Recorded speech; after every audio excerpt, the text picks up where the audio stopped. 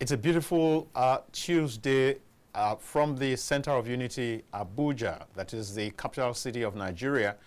And we're broadcasting live from KAFTAN Television. We're broadcasting live from the Abuja studios. And the program is the Polity. My name is Dayo Omoogun. I'm very excited to be here because I have assurance, I have a certainty that you are at the other end, and together we make this happen all the time. Without you, this is incomplete. Without you, this is inchoate. Without you, this program will be nothing. Like I say all the time, if a teacher will go into the class to teach an empty class, then something is definitely wrong. But thank God that you're there and you make the Polity happen all the time for KAFTAN TV, for Nigeria, for the world. Thank you for being there. Like I said before, my name is Dayo Omoogun. This edition of the Polity, we will be taking a look at what exactly should we put in place in readiness for the 2027 elections. What legal reforms? Are there legal reforms? Are there legal provisions? Are there political provisions? Are there security things that we need to tackle to ensure that at the end of the elections, the story, the testimony will be a lot better than we've had before now? That's what we intend to talk about. And to do this with me, I have in the studio, in fact, it's a lawyer's show today. And in the studio, I have with me a very prominent Abuja-based legal practitioner. He's been very articulate, he's been upfront, he's been in the vanguard of trying to x-ray national issues for so many years right now. And his name is Barrister Casmir Igwe. It's good to have you. Thank you for having me. You're welcome. Thank you.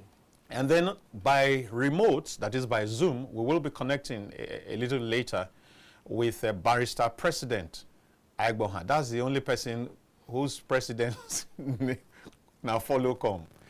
So his name is Barrister President Igwe Aigbokhan. He will be joining us in the course of the program, maybe just a few moments from now. I do hope that he's there watching right now, and at the appropriate time he will connect. And so we hit the road immediately as I begin to talk about these issues. Barrister Igwe, what exactly do you think that we need to begin to put in place so that our story, I mean, you know how they say that doing the same thing and expecting different results is insanity. And I do know that we're not insane in this country. I know that we are blessed with very sound minds. I know that we have some of the best intellects around the world. And so we can't fall a victim of that kind of saying. So what exactly, maybe one after the other, what should we be doing? There are several loopholes in the law that is being exploited to make a caricature of our election process. For example, why is it that after every election cycle, INEC can have the choice to tell us that they don't want to, they prefer to use a particular, whether manual or a digital, well, what's it called now? Whether manual or the machine-based whatever. That's because apparently there's a lacuna that needs to be sealed up. So you take it from there. Let's hear you. Well, I'll begin by telling us that this is just an evidence that Nigerians are so smart. Nigerians are so smart. Why do I say so? You agree with me that after every election cycle, there's always a proposal for amendment of our electoral laws. Yes. Why do you think so? Why? Reason is that there's this saying that when the bird learns how to perch, learns to fly without perching, the hunter will also learn how to shoot without missing. So I think that's what is responsible for where we are. Once INEC thinks they've solved a particular problem, politicians will find a way to circumvent it and make nonsense of the whole thing. And that is because politicians are in full custody and fully in charge of our electoral processes and procedure. Politicians are in charge. Starting from making the laws is the politicians, National Assembly. National Assembly. Right? So they debate it. They understand the loopholes. They deliberately leave those loopholes. I don't say deliberately. At times they don't foresee it. Those in chambers. Okay. Until they get back home and the think tank will begin to find ways of outsmarting other political parties. That's point number one. Point number two, it is the politicians, not the executive, that appoint the electoral officers, from the chairman to national commissioners to electoral commissioners and all of that. So far as that is the case, there's room for compromise, there's room for manipulation, and it extends to even the other aspect of it. Whatever happens, they will tell you that you should go to court. Right? So for me, it simply shows that we need to do a lot more. Yeah. Right? We need to do a lot more. We need to really x-ray this whole situation and know how best. Now, it makes it look as if we're always experimenting. Because if after every 4 years we come with an addition and subtraction, thinking that it will get it right, when you get to that election, you see new challenges, you see new areas that also needs to be covered. There is no time that election is coming that we don't amend. We tinker with the laws. So the problem for me is not the laws. The problem is with the oppressions. And that is why we need to create things. We have been talking about strong institutions. When people do things and there are no consequences, it affects the entire process. People will lose confidence in the system. And people who want to take advantage of the system. And then people will not want to. People know that they are there because it's in their hands. They take advantage of the system. So that is what we are suffering from. I'm aware that even for 2027 election, INEC has also sent in a proposal for amendment. And a lot have been captured. Okay. Right? But after providing for all of this, how do we operate it? Do you understand? Yes. So, for me, I'm advocating whatever they are doing, let's look at the fundamentals. Number one, process of appointment. Good. Don't say this is a presidential power. The Constitution created it so, but that Constitution can be amended because of political interference. And we have seen it. Even when the politicians don't say anything, everybody wants to be recognized. Somebody wants to do somebody's bidding for whatever reason. Even when it's not. Now, it has gotten to a point that politicians are being appointed into these things, right? And it doesn't work like that. So we advocate that if we are serious, if we want to make progress, then we really need to look at all of these things. Now, who will allow himself, apart from someone like former President Jonathan, who will allow himself to be used as guinea pig, as an experiment for other people's benefit? That is where the problem is. So, but if we love this nation and we want things to work, we must have to look at that. And for me, there are several ways these things can be done. Some other climes, they do these things. Now, if you want to appoint INEC chairman, commissioners, and all of that, the law will set the criteria for qualification. Just like appointment of judges and all of those things. Set qualification. Now, when there's vacancies advertised, people can apply. If we think it's complex, we can hand it over to other arms of government. Like the National Assembly? Well, National Assembly, I may not, I would prefer that we look towards the NJC. We even look at the Council of States. All right, okay. There are other bodies that can handle this assignment because it's at the foundation of our democracy. True. So once the criteria and qualification is clearly set out, they just tick off. People will skate through the rounds. You publish it. Let Nigerians send in their resume. No, they send in their protests, if any. Right. Whatever you know about me, please put it forward. Let them consider it and consider the work or job I'm applying for or I'm nominated for. That's, I mean, so it doesn't let's have some, we don't just, independence is not in the name. It's in the function. It's in the function. Yes. And people, we must see that there are practical steps in making sure that this commission is actually independent. So until we realize that this public confidence will not be restored, there will always be this apathy. When people don't trust the outcome of a system, when the end justifies the means, I mean, all of us will just wait. I watched one, whether it's a skit or whatever, where people were said to compete, swimming pool contest. All of them lined up, jumped into the swimming pool. Somebody now ran across and jumped in at that point and came out.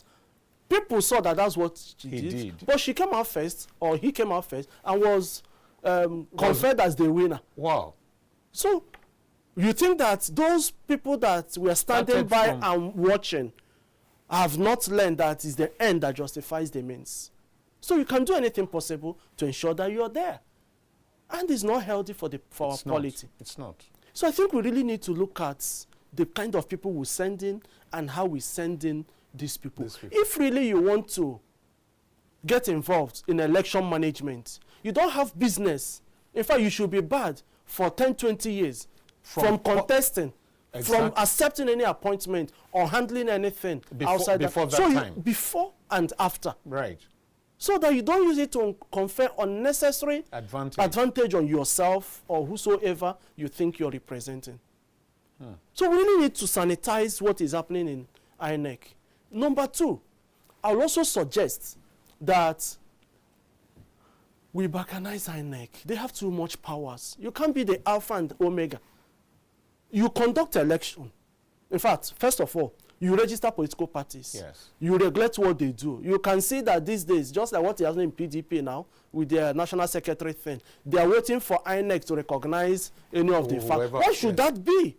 And you are telling us that political parties, whatever they do, these are internal, whatever the political parties and all of that, when you still participate by taking side, now you are the one that will print the voters' cards or voters' ballot papers and all of that. You're the one that will conduct. You're the one that will employ who you want to employ. You're the one that will announce the result. We are still the one that will come to court to defend what you have done in favor of whosoever you have announced. No, we need to really interrogate these things if we are really a serious nation. So we need to look at that aspect. If we can create a commission that will handle registration and regulation of political parties. Let them handle it squarely. And also put some strong measures to curtail the manipulation in the political parties, hiding under internal party affairs. The process must be clear. It must be clear. You must determine what an outcome should be by virtue of what has happened along the line. Yeah. So we need to look at that. If that can happen, let there be that aspect that is dedicated to running the affairs of political parties in terms of monitoring, because most of the party congresses and elections and whatever, they don't even have people to send. How many of them do they cover? To what extent? What's the quality of the coverage? I mean, of it. So we need to ensure that the processes are what it should be. Now, these other aspects can handle core elections. That's the remaining. Yes, you can handle core elections. Now, I'm also looking at this issue of electoral offenses. Good. Is an aspect we need to look at. Okay, look at the conviction of the professor that collect whatever I know you. So what are the consequences? No, tell me, what are the consequences? And these are the things that determine who leads us and who doesn't lead. Sure. Who comes into public office to control public funds and policies. So that's an aspect we also need to look at.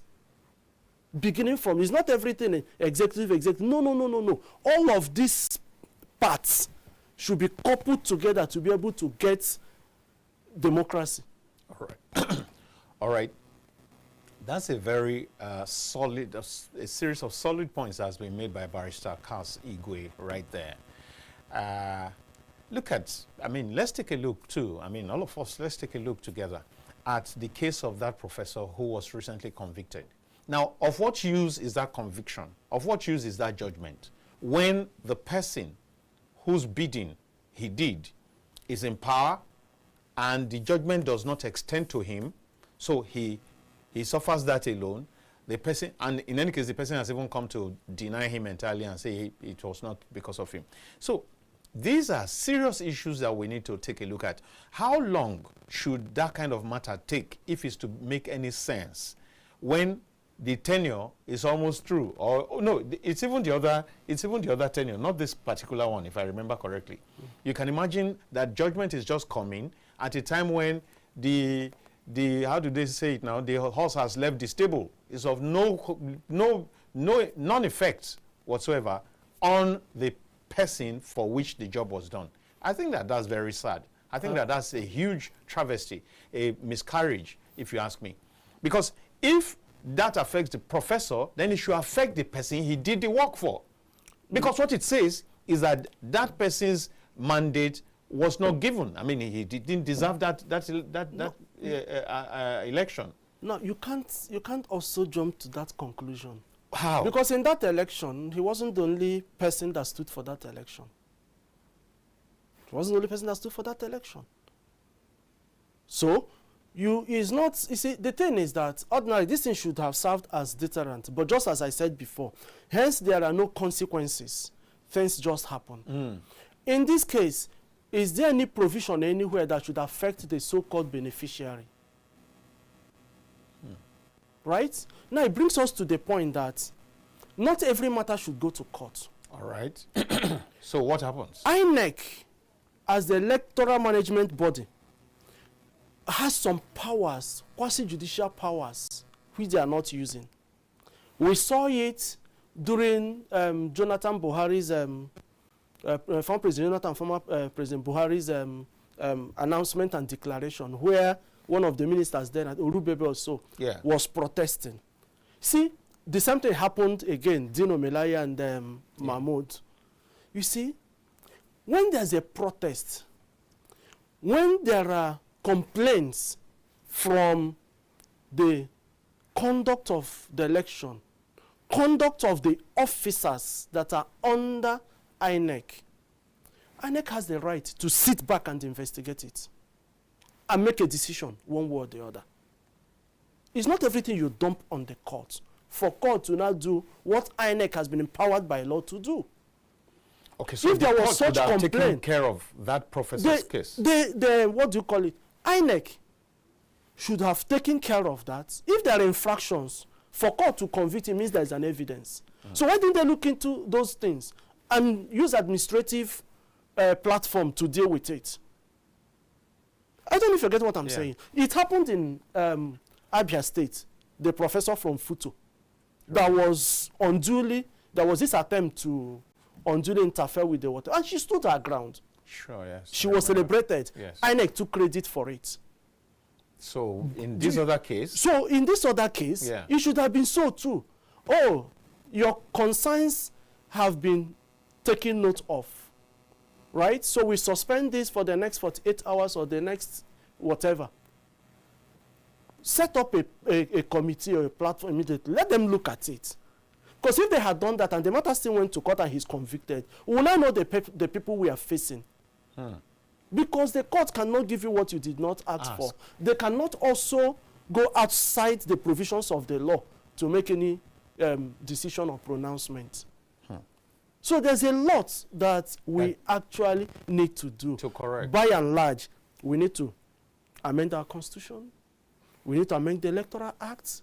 We need to take some bold steps as a nation to ensure that the confidence of the people in our electoral processes and outcome is restored. All right. To ensure there's transparency in the process and to ensure that outcomes reflect the processes. The process, yeah. Outcomes should be predictable. Exactly. If not perfectly, It should, but at least should be close to. Let it be close to. Yeah. Not you are going to an election, you don't know what the outcome will be. Now, we look at other people's electoral processes and we clap for them. I see some of us during the last American election glued to CNN and other international distinct. You see real-time voting. You don't need 2, 3, 4, 5 people in an enclosure to determine what happens to the entire citizenry. In fact, some votes are cast through the mail. That's what I'm telling you. These are the things we are also talking about. This issue of shutting down a week for election, no movement, no this. For me, that is, we are losing economically. Why can't we sit down at the comfort of our houses and vote? We all have BVN. We all have NIN now. We even have phone numbers. If some financial institutions are using phone numbers attached to accounts, OPay and all of these things, your phone number is your ID, is your account number. Yeah. So why can't we adopt that? NBA, we've done it. It doesn't matter what people say. One, it has saved a whole lot of stress and funds. Yeah. So you set it up, make it real time. There can be screen here and there. NTA has one of the widest coverages. You pick them and 2, 3 other stations. Let them glue to the server and the system. As people are accredited, it's showing real time. If they have the beavers, once it authenticates, it sends to wherever. Once you do that, you're also voting, right? Yeah. So as people are voting, you are seeing it there. This party is going, this is going down. Everybody sees the graph, plotting and jumping. Can follow it. But exactly. People look at Forex, they sit down and they monitor it. Exactly. How do they do their forecasting? Exactly. So why can't we do that? Now, at the end of the day, we finish from pulling units. You send in your results. It hits the system. People are doing their calculation. Sure. Right? Because so they followed from the beginning. So people cannot determine even before the end of election who has won. Winner, eh? You are seeing it. We need to get to that point. This back-end arrangement and no, this is the server. This is just for monitoring. What is all of that for? Every year we spend billions.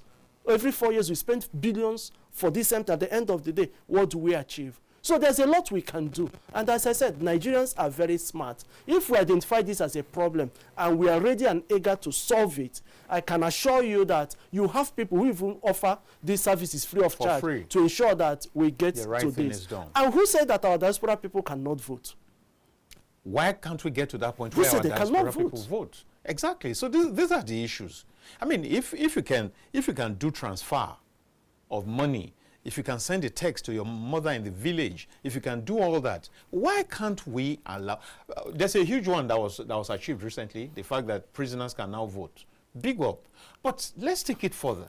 Let diasporans be able to vote. You see, I don't understand. It's not even only them. See, voting is a civic responsibility of every citizen. Sure. In that case, we shouldn't leave the determination of who governs to just about 20 million, 30 million out of 200 and something. There's no how eligible voters shouldn't be up to 60, 80 million. Exactly. Right? I like what they are putting forward now, trying to canvass for compulsory voting. All right, I was going to come there. These are some of the innovations that can come in. And if you're absenting, you state it there. That you are not. It should be counted. Yes. It should be counted. Because if these things are not done, and you come and tell us that we have 500,000 voters in this registration area, and the people that come out to vote, they are just 50. What happens to 450? So that leaves room for manipulation. For all kinds of things. Yeah. So you can come here, bring in extra 300,000 people and add to this 350. And somebody is getting 3. How do you expect the person to prove that in court when it has been accepted? There's a whole lot. Barrister, let me connect with the other barrister. Like I said, it's a lawyer's show today, and I do hope that Barrister President Ewemade Aigbokhan is watching, and he can link up after this break. We'll take a break, and he'll join us after the break.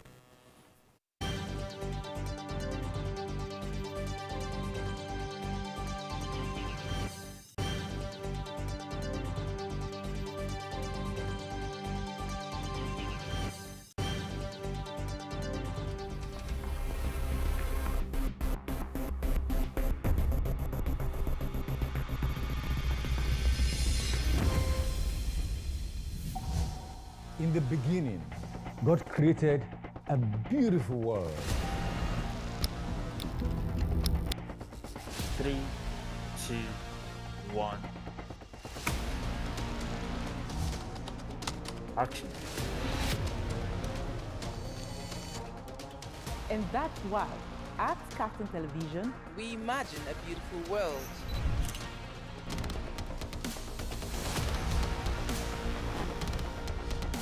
We are not just bragging. we blaze the trail in broadcasting. And it is about you.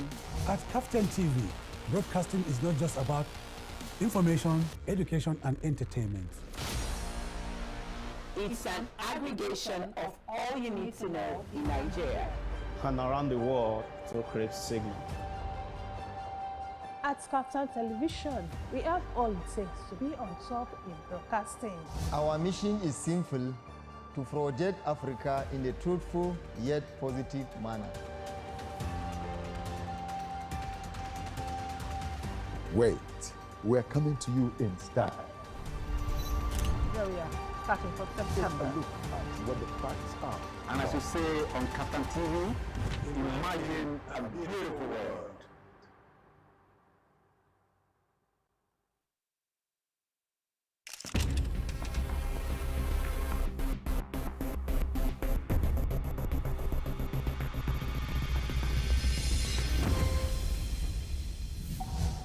In the beginning, God created a beautiful world. 3, 2, 1. Action. And that's why, at KAFTAN Television, we imagine a beautiful world.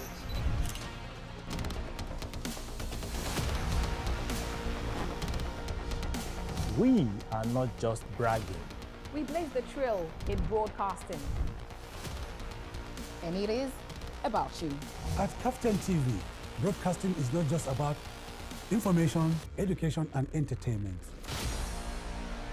It's an aggregation of all you need to know in Nigeria and around the world to create signal.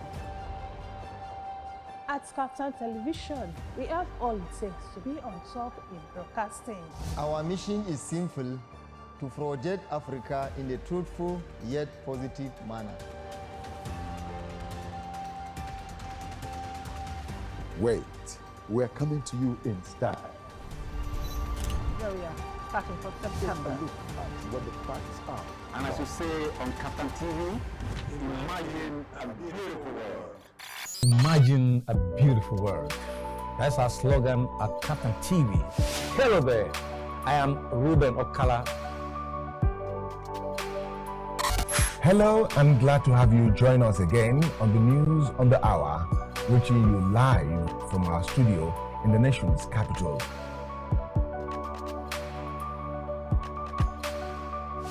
And that has been the news. Many thanks for watching. My name is Fatima Abbas Hassan. I'm there cutting Baba today. I am Kirian Umaya. The politics of Lagos State is still very much in the hands of the leaders. My name is Dayo Omoogun. I've not done a change of name. To Adebayo Film and Theatre Arts Network. We always dish out beautiful materials.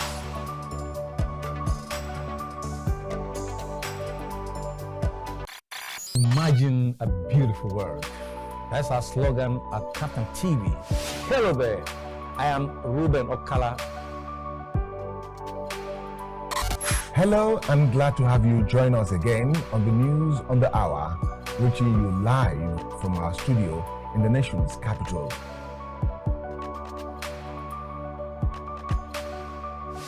And that has been the news. Many thanks for watching. My name is Fatima Abbas Hassan. I'm Barrister today. I am Tyrion. The politics of Lagos State is still very much in the hands of the leaders. My name is Dayo Omoogun. I've not done a change of name. To Adebayo Film and Theatre Arts Network. We always dish out beautiful materials.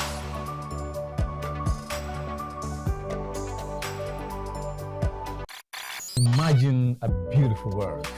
That's our slogan.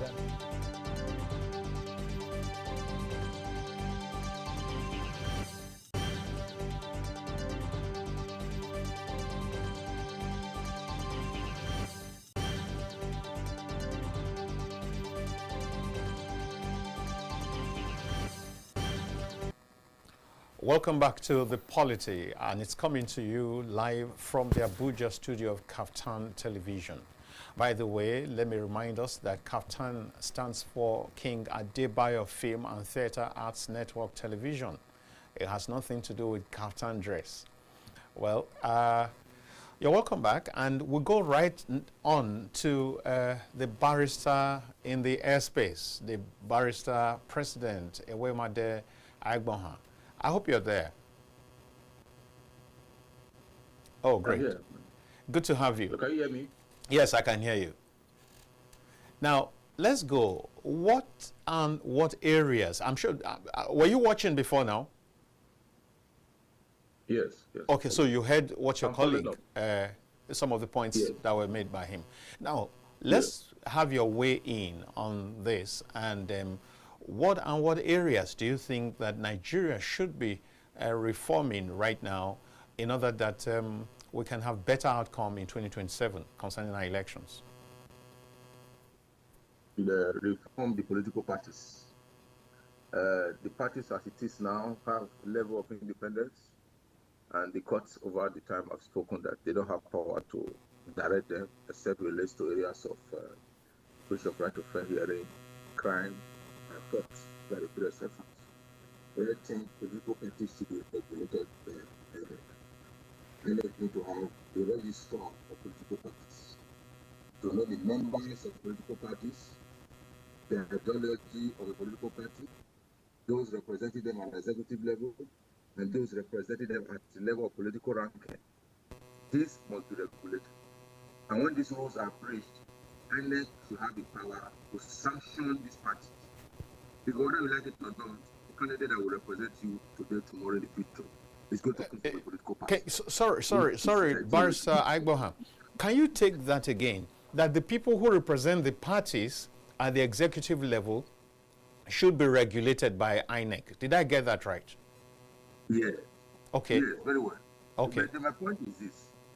Those who represent us as in the representative democracy are not from the streets.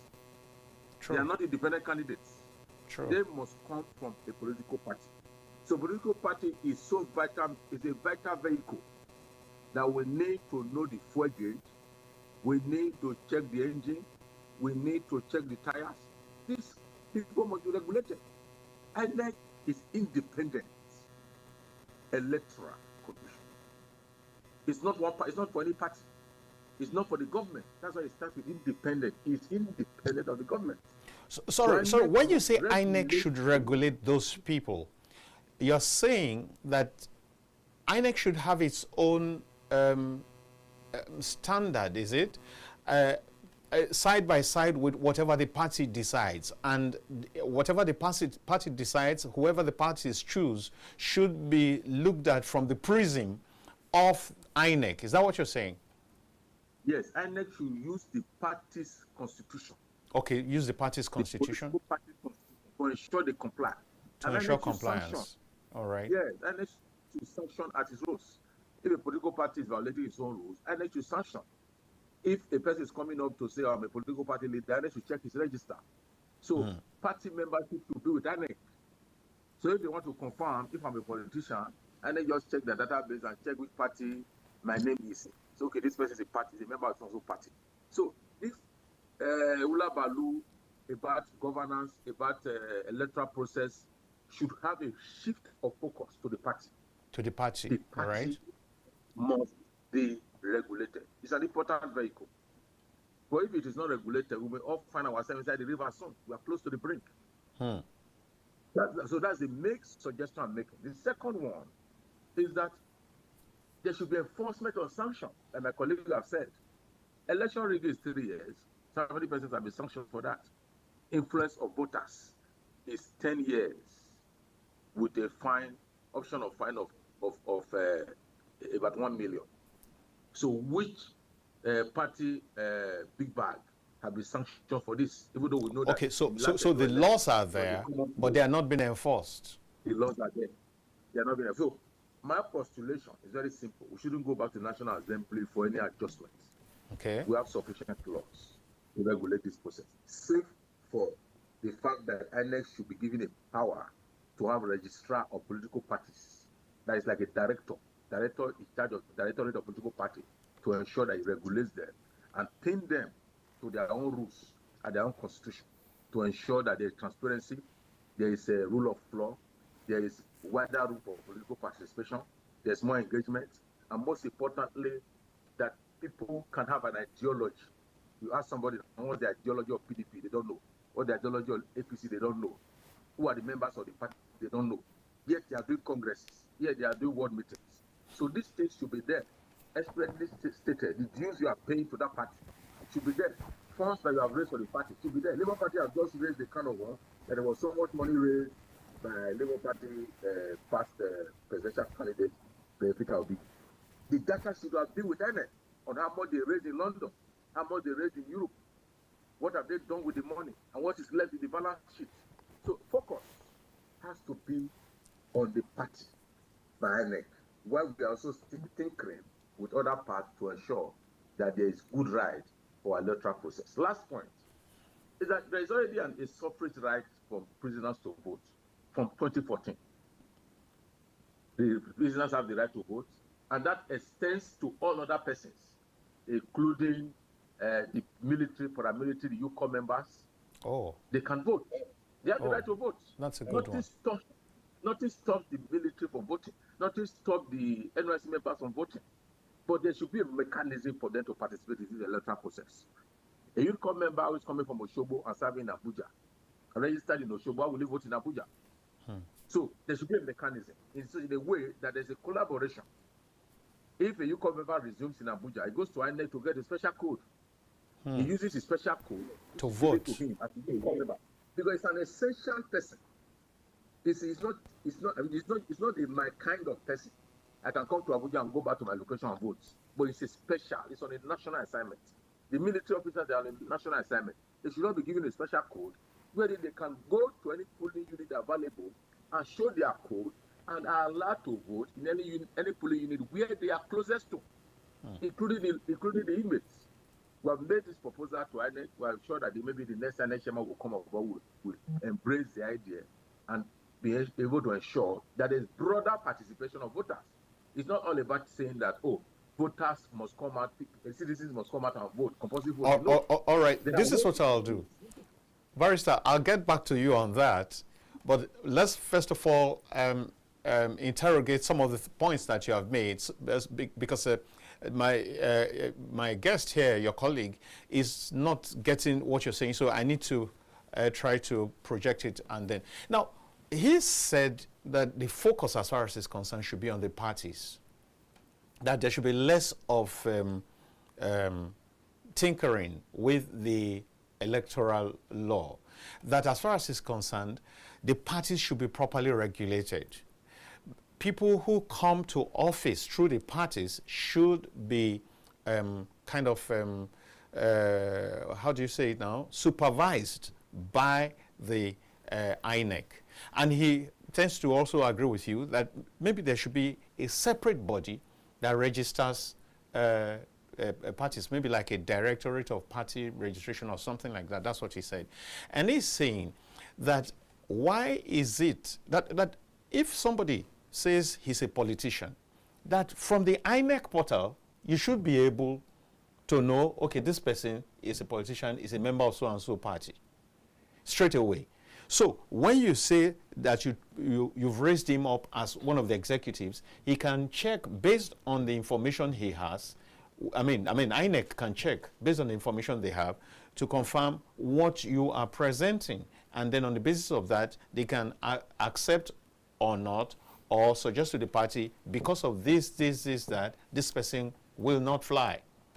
Now, he's also saying that in terms of electoral offenses, that there are enough laws, but that they are not being enforced. That as we speak, using influence against voter or something like that, that's what he said, is attracts 10 years and maybe 1 million naira fine, penalty or something.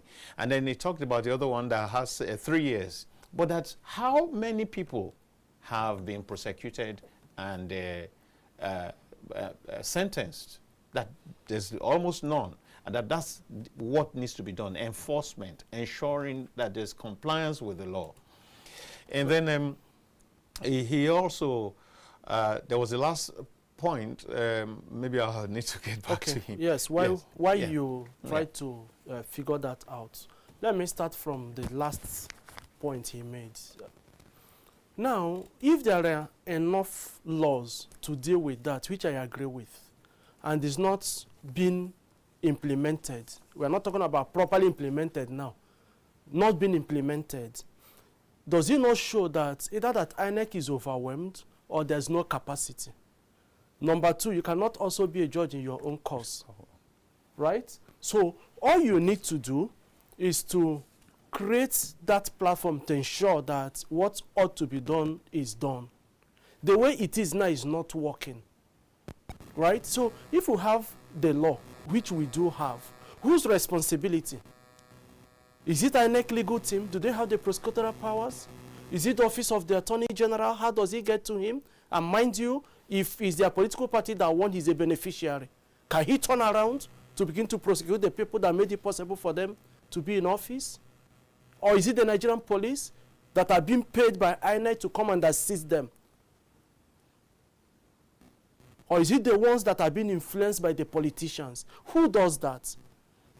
So except a body is charged with that responsibility, and that's the only thing that they will be judged on, that's the yardstick that people can say to assess their performance.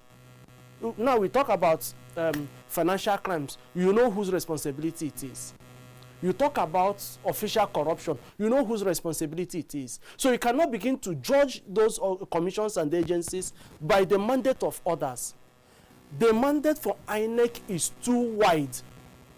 They cannot handle it. And the way it is engenders conflict of interest. Right? No person will come out and say, okay, this is my son. He committed this offense, therefore I am sentencing him. Nobody will do that. So why do you want to tempt people with things they cannot do? It shows we are not serious. So to that extent, if there is law and the law is not being implemented, then there is no law. So we need to give if there's law and the law is not being implemented, then there's no law. Bottom line. Because the person you have given it to has no capacity, either by default or by choice, to do that. And there's no way to checkmate or compel the person to do it. Have they even seen it as an offense? All the people affected are, majority of them are their staff. Who compromises? Who gives politicians access to figures and information and platforms?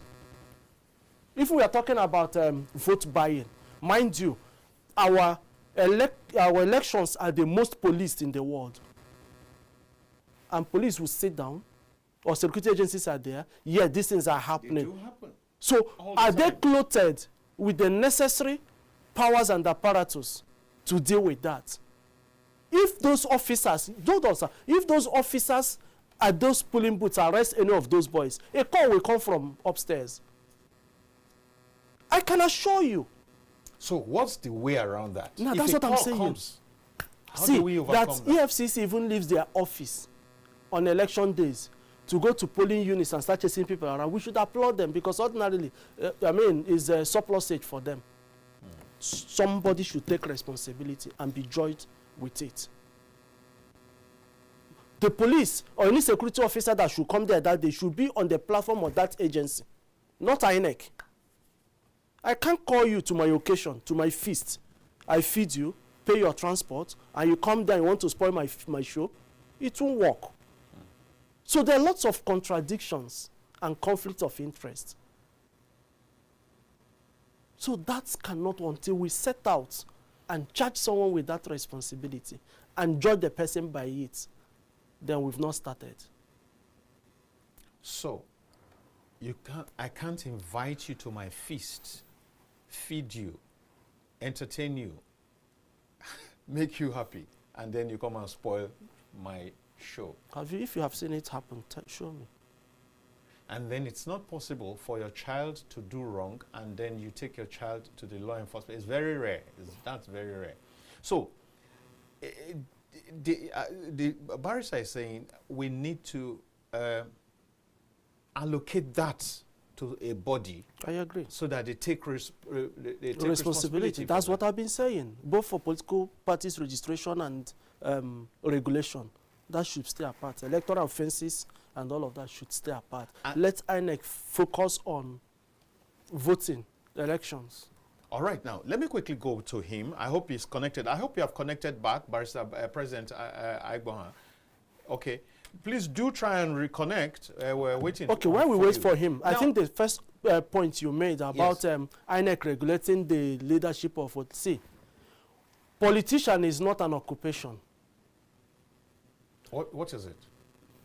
What is it? It's service, and it's when you are called upon. So you can't begin to, you want to, as I am now, I decide tomorrow that I want to join a political party.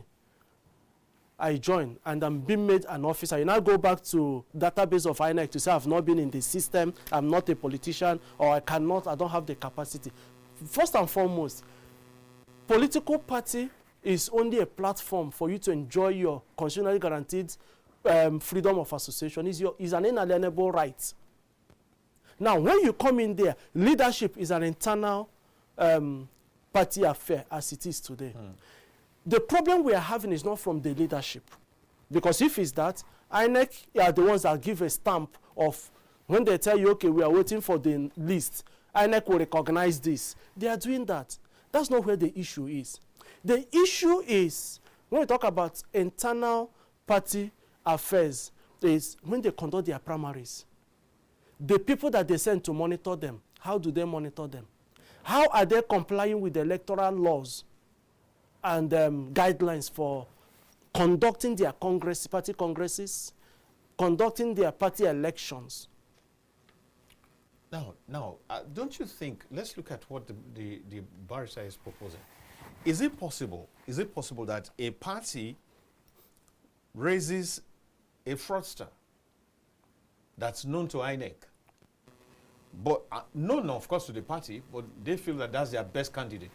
Is it possible, from what he is saying, is it possible for the INEC to step in and checkmate that? Now, it means that you are not taking the full view of what the law provides. No ex-convict can serve in any capacity politically. No, he may not yet have been convicted. No, if somebody is not convicted, and the Constitution presumes everybody innocent until convicted, how do you now come here? That's criminal defamation. In fact, they will take you up. On what ground? They say somebody is a fraudster, well known to the system. They can't do that. In fact, it's an indictment on the government. That you know that somebody is a fraudster, and he's not behind bars. He's moving around, even looking for political office. And you just made a very solid point. You can't have an ex-convict that's the law. In power. Yes, that's the law. So that even knocks it off entirely. I mean, All right, okay. I don't know, Barrister President, are you back? Sai? Okay, please do try and rejoin. Please try and reconnect. Now, let's take a look at a few of these other items that I think we should be dealing with. Now, you already touched briefly on it in your opening remarks.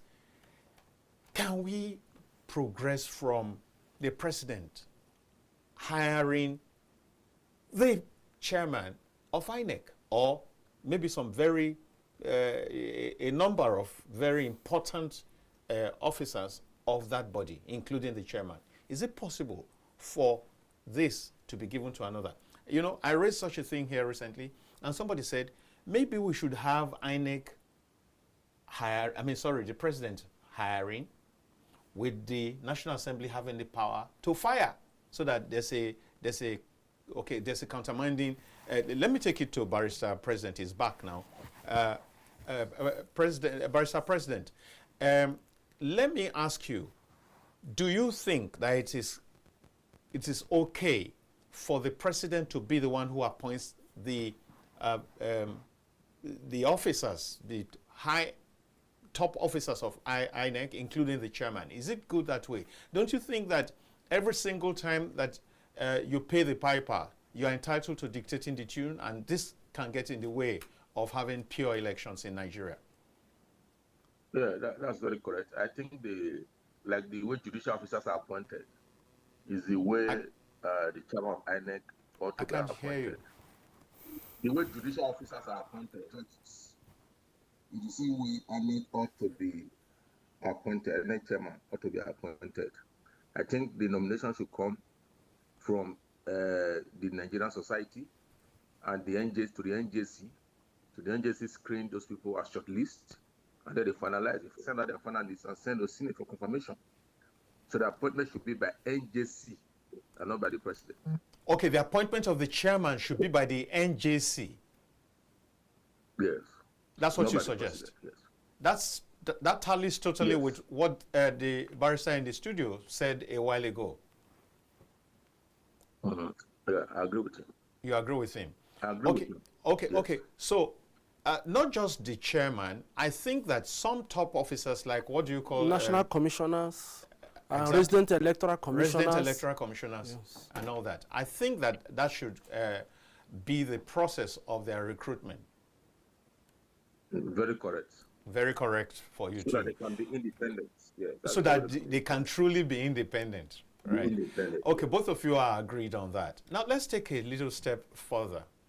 Now, how is it possible that somebody whose case is still in court is already in office as president? And what impact will that have, or has it been having, on the kind of justice that we have been getting? Don't you think that something should be done around that? People must fight cases. You win as president today, people will fight cases. Even those who have taken your father's land will fight cases against you, that you are the one who took their own land. So cases must come. The fact that there is a case against somebody doesn't prevent the person from being sworn in. You think so? There is an ongoing case. Yes, cannot prevent somebody from being sworn in. Even is that not an undue advantage that can be used to ensure that things go in a certain way? No, it is the person who has won, the politician is not the one that is the victim. He's the one that they have cases against. He's the one that they are doing a propaganda against. So he's the victim in this case. So what we are saying is that those kind of scenarios will always prop up. You will see a president of this country being sworn in, and there is a court paper in court that he took somebody's father's land. No. People must fight. Not necessarily, not other cases. The case of that same election, I mean, that is opposition parties saying that the victory, they disagree with the victory. I think there is no law that should forbid someone from being sworn in when he has been declared a winner, because there's a court case. I think the only regulation that can come is that during the duration of the court case, he may not be able to administer funds. So the Auditor General and the Accountant General administer the funds of the state pending the determination, so that pending they will not the use the determination. funds, So that the funds are saved. So it's in the hands of the civil servant who continue to administer it with receipts until a formal decision at the Supreme Court affirming that person as a real as a winner. All right. How do you read, Barrister Igwe? All right. First and foremost, just before I come to these court cases, the other issue about appointment process and whatever, yes. I think for now, it's the president that recommends to National Assembly who does the screening before confirmation. So it's still within the purview and corridor of politicians. That's the point we are making. So yes. if you have a National Assembly that cannot object to whatever the president says. how do you deal with that? So where you have a National Assembly that has the majority of a particular party, how do you think that they want to stop that which is coming to them? So that's why it has to be divested from there completely and let these people be answerable to a third party that will never benefit from what they are doing directly. Then in terms of the court cases, you need to put a proper this into that thought, but maybe you don't have the time right now. All right. So now for the court cases, I think in terms of election sequence, there should be timeline. Yes, I know there's a timeline for you to bring your actions, pre-election matters. The bottom line is that all pre-election matters should be dealt with before the election itself. So there won't be surprises. How do I mean? Parties have conducted their primaries. We need to know the candidates. As not just as submitted to INEC and people laying claim. It should be put to rest before the by the court, before we now know who is representing each party. Right. I can't vote you for party A, and after elections, they say you were not the rightful candidate. I mean, that's an injustice. Number two, when elections are conducted, we also need to tidy up with the court processes, end it before swearing in. I think so, right? Right? And these things are possible. They can be done. So it's just to sit back, tinker with it because of what the harm it has done to the system. Do you understand? Before swearing in, I think that should be done because as it is today, with the level of hunger cutting across cadres and spheres, if somebody is seated, mind you, he has the power. He has the power, so he can do a whole lot. The field, there's no longer level playing field for everybody. So we need to deal with that. Even without saying anything, the body language alone can be... Well, see, let me tell you, not only for the outcome of the elections, as per court matters, even in the conduct of each election, when in election sequence you hold presidential election first, somebody emerges. Right. Every other election will go that way because they will tell you they want to align with Abuja. Should we be doing something about that now? We should have elections in all elections at once. If we can't, the logistics problem? Which logistics? There's no logistics anywhere. If we introduce the technology we are talking about, which logistics? Now, we have e-wallet for farmers. There's network everywhere. Right? People can vote from wherever. In fact, you don't need to send somebody to the creeks. So you are now deploying heavy logistics, helicopter to go and drop, boats and all of that, flying boats. Oh, they think capsided or this. No, we eliminate all of these things. Or tomorrow you're accusing national, road transport workers. This, no. Sit where you are. I sit where I am. You have people at the state level. What are they doing that you need to send people from here? We sit at various servers and monitoring rooms and all of those things with our engineers and IT and tech officers. People are voting, people are accrediting. Even app, they can get an app on your phone. NIMC, I think at this point, you can even generate your own card and number before everybody will go and queue up. Right. And people are falling under the sun. But today, at the comfort of your bedroom and phone, you get their app. You click on it, you get what you want, you download. Payments, remittance, there's serious innovation. So why can't we apply it to this? All we need to do is to sit back, get these things done, no logistics, all elections in one day. You give a timeline That's why you see early voters. It happens. Even in registration for activities these days, people log in and you see everybody. Zoom. Before now, do we think that such a thing will happen? Now you are seeing the man in Lagos. Before now you say it's witchcraft. So if we've advanced, if technology has advanced, why can't we key in? These things can be done and they're secured. And they're secured. Yeah, because it's real time. When will the person come in to manipulate? They don't have time. When you don't know the number of people that will vote, as you're closing the last line, the figures are there. So what happens to them? People will screenshot, go and change it. You can't tamper with it. So it helps us, even for if there's anything, people can now have verifiable data for that election. You see it there. You see it there. This one they tell us no, except INEC announces election result, it's an offense for anybody to announce it. What's all of that in 21st century? All right. Barrister Aigbokhan said something that apart from even the prisoners, the new law allows the military to vote, NYSC to vote. They are part of this. Are they not citizens? That's good news. We can't be deciding for them. It affects them too. Yeah. Everybody should vote. That's a good one. Everybody should vote.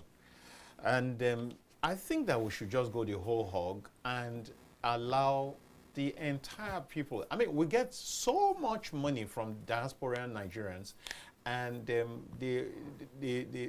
major pillars on which the economy is built right now. So why would you still shut the door against them in terms of voting? So those are some of the reforms that I think that we should be looking at. Now, I think that we'll take a break. And when we come back, we'll open the phone line so that Nigerians can also weigh in with their own perspectives after the break.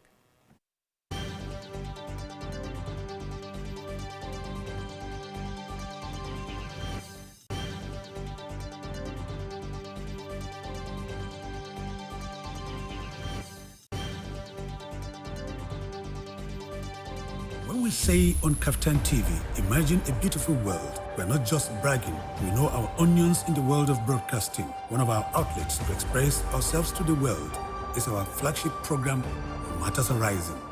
Join veteran broadcaster Ruben Okala and our crack team live. And they give us a high price, and we just say, Nigeria, we ready?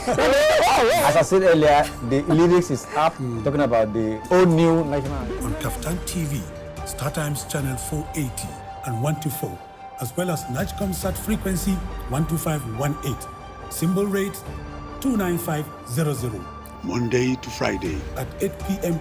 live. You can join the conversation by calling this phone number 0802-993-8365. It's dramatic and insightful. Don't miss it. Please join us.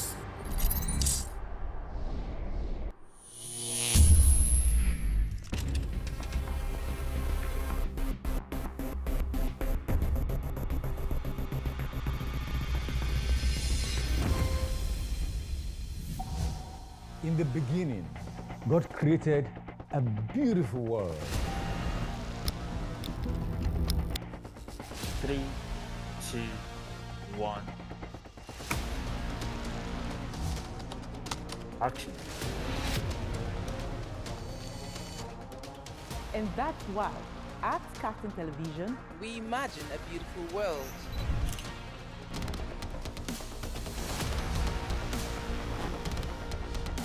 We are not just bragging. we blaze the trail in broadcasting. And it is about you. At KAFTAN TV, broadcasting is not just about information, education, and entertainment. It's an aggregation of all you need to know in Nigeria and around the world to create signal. At KAFTAN Television, we have all it takes to be on top in broadcasting. Our mission is simple: to project Africa in a truthful yet positive manner. Wait, we're coming to you in style. Here we are, starting from September. Have a look at what the facts are. And as you say on KAFTAN TV, imagine a beautiful world.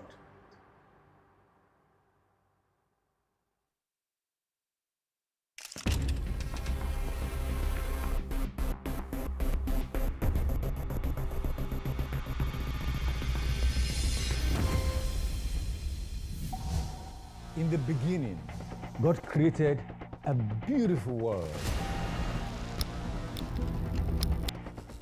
3, 2, 1. Action.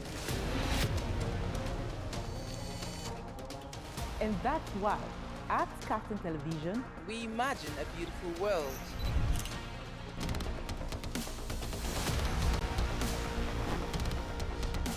We are not just bragging. we blaze the trail in broadcasting. And it is about you. At KAFTAN TV, broadcasting is not just about information, education, and entertainment. It's an aggregation of all you need to know in Nigeria and around the world to create signal. At KAFTAN Television, we have all it takes to be on top in broadcasting. Our mission is simple: to project Africa in a truthful yet positive manner. Wait, we're coming to you in style. Here we are, starting from September. Look at what the facts are. And as you say on KAFTAN TV, imagine a beautiful world.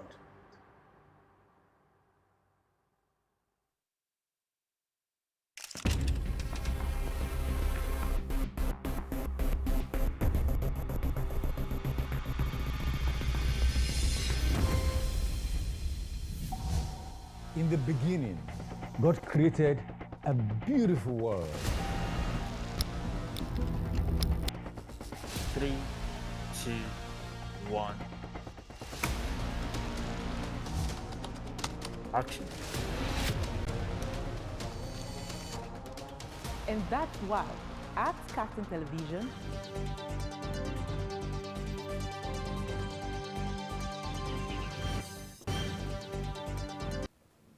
welcome back. We're right now on what I normally call the home drive on the show.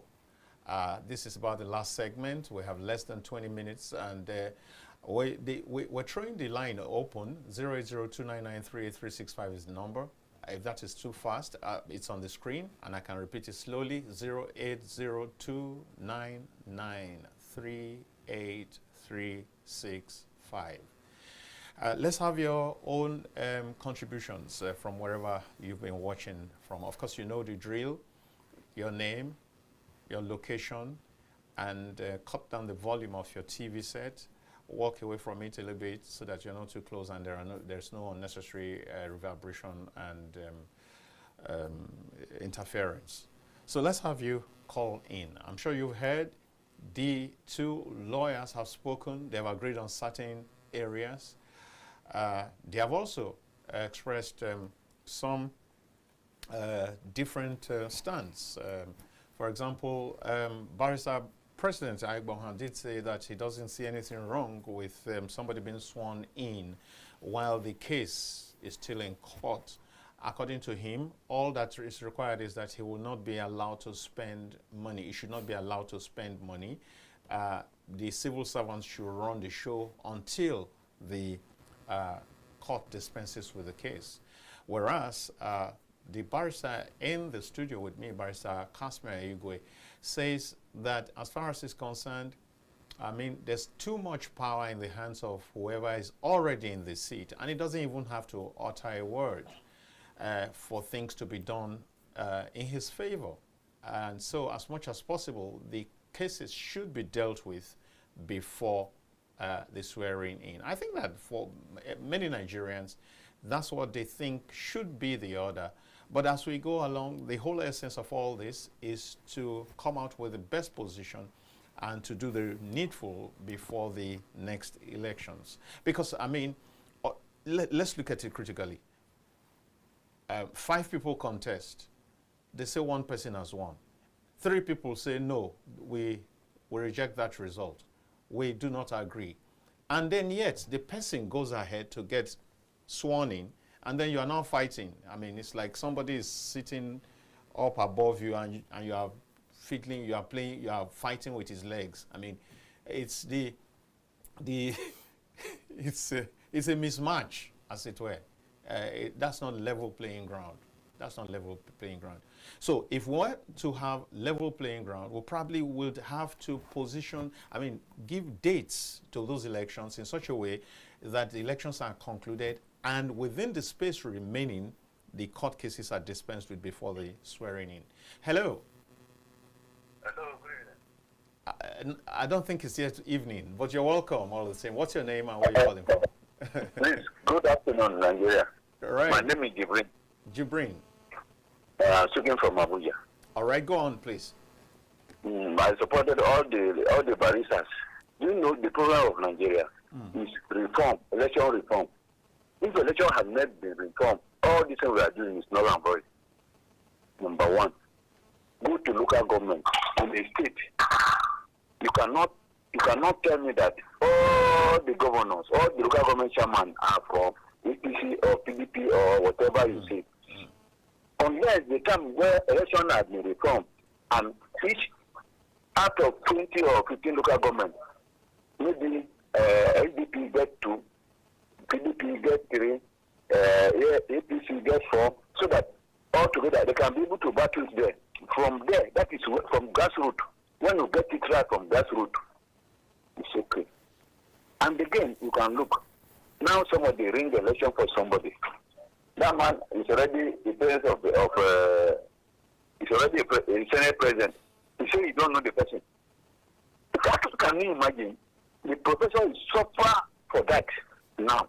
And what happened to the person that they ring this thing for? Okay, if you say you don't know, yes, I agree. Let them go to that election now. Anybody that won is the person they ring for. Let the person face the consequence. All right, that is my taking for now.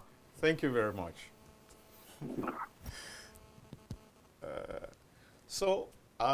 Do call in. Jibrin just did, and I'm sure you heard him loud and clear that these reforms need to start from the grassroots, from the local government elections. Indeed, we've witnessed just a series of shams, considering, when you talk about the local government elections in this country, where if the governor is of a particular party, you return results that have, that give like 90% or 95% in favor of the governor's party. I think that's part of the reason I, as a person, do not quite vote for state police. Because if you see what these state governors do with their state electoral commissions, you can imagine what will happen when they have their police under their control. Let me take this. Hello? Good afternoon, my brother. You're welcome, sir. This comrade Jale Olufemi from Obakoko. All right. Go on, sir. What is there is that maybe the constitution support the swearing of any aspirant when they have case in the court. But it is highly necessary now that a reformation of constitution on election is highly needed now, because it is not good. It is not palatable when the case is in the court to swear in somebody. Then secondly, the man saying that it is okay like that is talking on the constitution of Nigeria. But if we want to see it vividly, it is wrong. Then secondly, for the military and paramilitaries, by giving them to vote in Nigeria, they have to declare their own franchise. They are citizens. So thank you. Yeah, thank you very much, Comrade Jale. In actual fact, the part that I missed out from what the Barrister President Aigbokhan said, he said they need to provide a special code. He said, for example, an NYSC person who registered in Osogbo and now he's on a national assignment in Kaduna, how does he vote by the current settings? He said there is a need to have a special code with which he can vote where he's posted to work, just like the military also, who might be on national assignment and they probably have registered elsewhere. So it's talking about bringing in creativity and technology into all of this. You were going to say something. Okay, well, starting from the last caller, when he was speaking, something came up. And that is, do you know why president and governors enjoy immunity? To avoid distraction while in office. Yes. So why should the process that will bring them into office be allowed to proceed after they've been sworn in? That's a greater distraction. Okay. So that principle should catch up with anything about the courts. So it should be determined first before you come in, so that that is taken care of. Now, on the special code, that's exactly what we are saying. If you log into your platform, all your details, all your codes are there. Your BVN, they say put your thumb, index finger, this, it prints you out. It's an authentication. It's already there. So once you put it, biometrics, that's why, didn't they take our biometrics? Yeah, so once you put it, it brings out everything about you. It doesn't matter the location you are voting from. Be able to vote once you vote, it goes to your location LGA code or word code and registers there. So this one, people will travel from Kano to Abeokuta or to Umuahia because they want to go and vote. Or when you can't travel, maybe you didn't meet up on time and you are caught up in Benin, you can't vote. No. No. So these are the things that we really need to simplify. Then talking about, anyway, that was your opinion, talking about state electoral commissions. So what is the difference with what is happening in INEC and in the state electoral? It's the same thing. It's just that same interference. When things are done properly, you see that even your gate man, who has authority and knows his work, will not let you do some things that are wrong because he's protected by the system, by the institution, not at your whims and caprices as a leader. Everybody will come and dobale for you. And so because of that, so for me, that issue of bringing in state police is part of the things we need. In fact, local government police now and community-based police, we need it. Thank you. Even though that's just an aside. Yes, really. Even though. Yeah, so as we begin to wind down, yeah, it's been a very interesting one. We've had two lawyers speaking from their own prisms, and I do think that indeed it's clear that Nigeria's electoral reform, election or electoral processes really need some measure of reforms. Clearly, there's no doubt that there's a huge need for it. And we do hope that those who are concerned, those who have the power to, will do something about this. That's the whole essence. This is agenda setting. This is advocacy. We do hope that some people will take it up from there and do the needful. Because let's go look at it again in our private, in your quiet moments.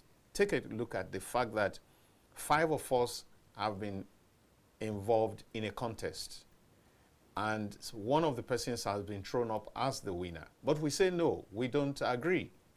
Or maybe just one party says, look, I won, and I feel aggrieved, I feel cheated. So how do we go ahead without first dealing with the matter, and then you install the other person as the president? I think it's really awkward, and I do hope that people are looking at some of these things very clearly. And then Barrister was saying the other time, one of the reforms, again, that we might need is to ensure that elections are held on the same day.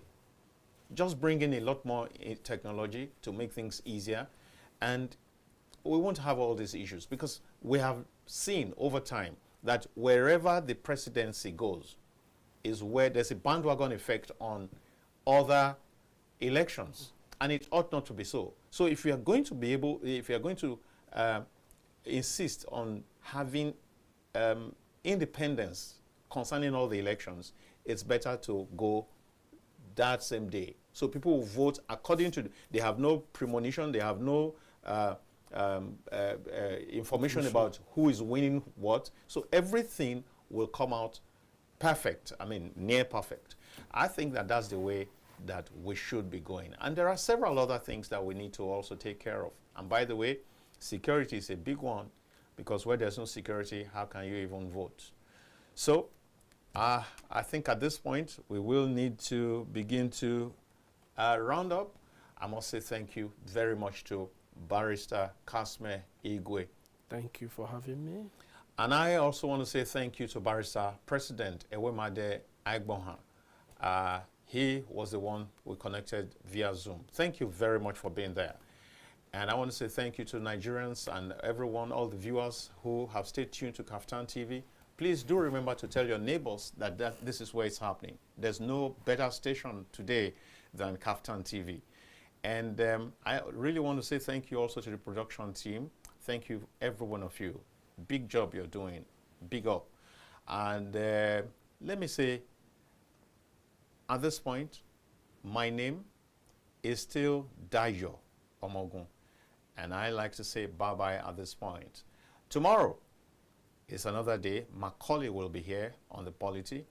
And I invite you to join me in the evening today from 8 to 9 on Matters Arising. On Matters Arising, we'll talk about things that are trending, and we speak our minds as individuals, not as a corporate body, but we speak, co-anchors from within the house.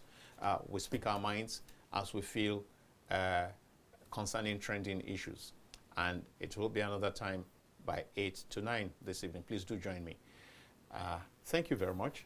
It's bye-bye for now.